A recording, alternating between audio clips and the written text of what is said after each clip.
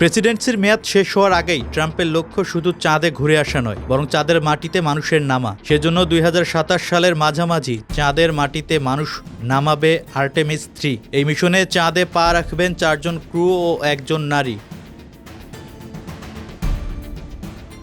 চলতি বছরেই নভোচারীদের চাঁদের কক্ষপথ ঘুরিয়ে আনবে মার্কিন মহাকাশ গবেষণা সংস্থা নাসা আর্টেমিস ২ মিশন। ২০২৬ সালের ফেব্রুয়ারি থেকে এপ্রিলের মধ্যে আর্টেমিস ২ উৎক্ষেপণ হবে। তার এই মিশনে কেবল কক্ষপথে ঘুরে আসবে।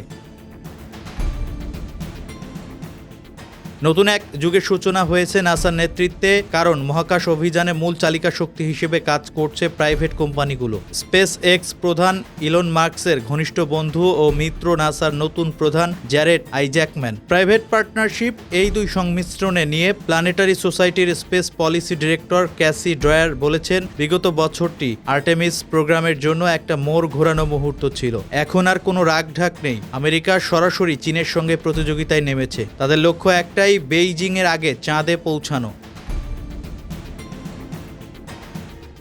এদিকে SLS রকেট নিয়ে অনিশ্চয়তা এবং বাজেট সমস্যা থাকলেও নাসা প্রধান আইজ্যাকম্যান সিনেটে বলেছেন, আমেরিকার নভোচারীদের চাঁদে ফেরানোর জন্য SLS এবং বর্তমান আর্টেমিস আর্কিটেকচারই সবচেয়ে দ্রুততম উপায়। যদিও দীর্ঘমেয়াদে এটি টেকসই সমাধান নয়। তার কথায় বিজ্ঞান ও প্রযুক্তির এক সুন্দর মেলবন্ধন প্রতিফলিত হয়।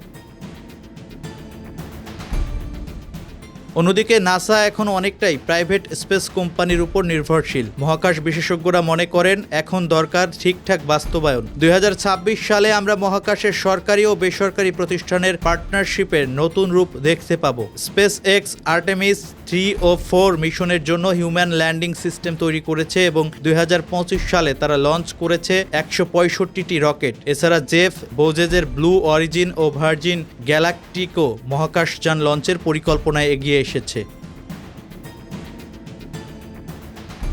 নভোচারীদের নিরাপদ অবতরণ সবচেয়ে বড় চ্যালেঞ্জ। বিশেষজ্ঞরা বলছেন, মহাকাশে কিছু পাঠানো সহজ, কিন্তু ভিন গ্রহের মাটিতে নিরাপদে নামানো অনেক কঠিন। গত ১ বছরে নাসার মধ্যে তোলপাড় হয়েছে, কর্মী ছাঁটাই হয়েছে এবং ট্রাম্পের বাজেট প্রস্তাব বৈজ্ঞানিক গবেষণাকে প্রভাবিত করেছে। কংগ্রেস তা বাতিল করলেও অনেক সময় নষ্ট হয়েছে। রাজনৈতিক পরিস্থিতি অপরিবর্তিত থাকলে আইজ্যাকম্যানের হাতে মাত্র ৩ বছর আছে। ট্রাম্পের মেয়াদ শেষ হওয়ার আগে চাঁদে পতাকা উড়ানো সম্ভব কিনা তা নির্ভর করছে প্রাইভেট কোম্পানিগুলোর সক্ষমতা ও নিখুঁত বাস্তবায়নের উপর।